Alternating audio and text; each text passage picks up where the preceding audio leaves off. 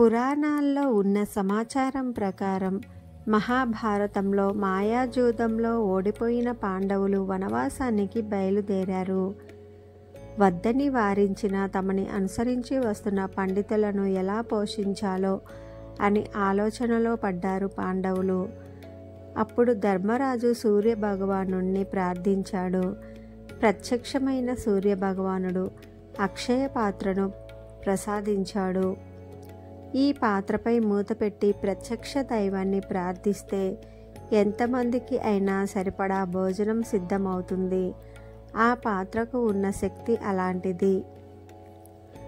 ద్వైత సిద్ధాంతాన్ని ప్రతిపాదించిన త్రిమతాచార్యులలో ఒకరైన శ్రీ మధ్వాచార్యులు ఉడిపిలో శ్రీకృష్ణుడి విగ్రహాన్ని ప్రతిష్ఠించారు. ఉడిపిలో శ్రీకృష్ణుడి విగ్రహం స్వయంగా రుక్మిణీదేవి చెక్కించినది. ఉడిపిలో శ్రీకృష్ణుడి విగ్రహం ప్రతిష్ఠించిన తర్వాత ఇక్కడ నిరంతరం అన్నదానం చేయమని చెప్పి శ్రీ మధ్వాచార్యులు అక్షయ పాత్ర ఇచ్చారని చెప్తారు. మధ్వాచార్యులకు అక్షయ పాత్ర ఎలా వచ్చిందో వివరిస్తూ మరొక కథ ప్రచారంలో ఉంది.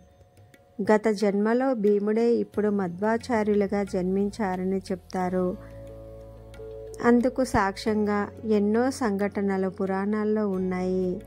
ఓసారి మధ్వాచార్యులు తన శిష్యులతో కలిసి కురుక్షేత్రం జరిగిన ప్రదేశానికి వెళ్ళినప్పుడు తాను యుద్ధం చేసిన ప్రదేశం ఇది అని చెప్పారట. అంతేకాదు ఇక్కడ తవ్వి చూడగా నా గద ఉంటుందని కూడా అన్నారట. వెంటనే శిష్యులు ఆ ప్రదేశాన్ని తవ్వి చూడగా నిజంగానే భీముడి గద కనిపించిందట. సూర్యుడు ప్రతిపాదించిన అక్షయ పాత్ర పాండవ వనవాస సమయంలో భీముడు ద్రౌపది ఆధీనంలో ఉండేది. మహాభారతంలో జరిగిన ఎన్నో సంఘటనల గురించి చెప్పిన మధ్వాచార్యులు అక్షయ పాత్ర గురించి కూడా చెప్పి ఉండొచ్చని ప్రచారం ఉంది. అయితే అప్పట్లో సూర్య భగవానుడు ప్రసాదించిన అక్షయ పాత్ర ఉడిపి శ్రీకృష్ణ గుడిలో ఉన్న అక్షయ పాత్ర ఒకటి కాదు. మహానీయులు తమ తపశక్తిని ధారపోసి అక్షయ పాత్రకు ఆ శక్తిని అందిస్తారు. మధ్వాచార్యులు ఇచ్చిన అక్షయ పాత్ర ద్వారా ఉడిపిలో నిరంతరం అన్నదానం జరుగుతూనే ఉంది. ఈ పాత్రను మఠంలో ధ్యానించి పూజిస్తారు. పూజ పూర్తయిన తర్వాత పాత్రను గరిట తీసుకొచ్చి వండిన వంటలపై తాకిస్తారు.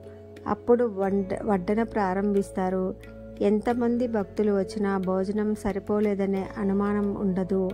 అదంతా అక్షయ పాత్ర మహిమే అని అంటారు. జై శ్రీకృష్ణ.